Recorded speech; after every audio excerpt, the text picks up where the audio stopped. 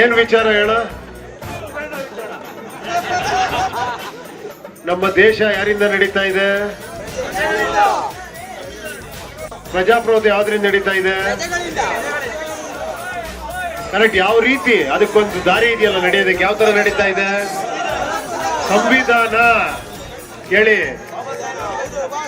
ಬಾಬಾ ಸಾಹೇಬ್ ಅಂಬೇಡ್ಕರ್ ಕೊಟ್ಟಂತ ಸಂವಿಧಾನ. ಸಂವಿಧಾನ ವ್ಯಕ್ತಿನ ವಿಚಾರನ ಕೇಳಿ. ಬಾಬಾ ಸಾಹೇಬ್ ಅಂಬೇಡ್ಕರ್ ಅವರು ನಿಜವಾಗ್ಲು ಮಹಾತ್ಮರು, ಗ್ರೇಟ್. ಆದ್ರೂ ಅವ್ರನ್ನ ಪೂಜಿಸೋ ಜೊತೆಗೆ ಸಂವಿಧಾನ ಪೂಜಿಸ್ತೀವಿ ನಾವು, ಅಲ್ವಾ? ಆ ತರ ನೀವು ವ್ಯಕ್ತಿಗಳನ್ನ ಪೂಜಿಸೋದು ನಾನು ತಪ್ಪೋ ಸರಿ ನನಗೆ ಗೊತ್ತಿಲ್ಲ. ನೀವು ನನ್ನಲ್ಲಿ ದೇವರನ್ನ ನೋಡ್ರೆ ಅದು ನಿಮ್ ದೊಡ್ಡ ಗುಣ.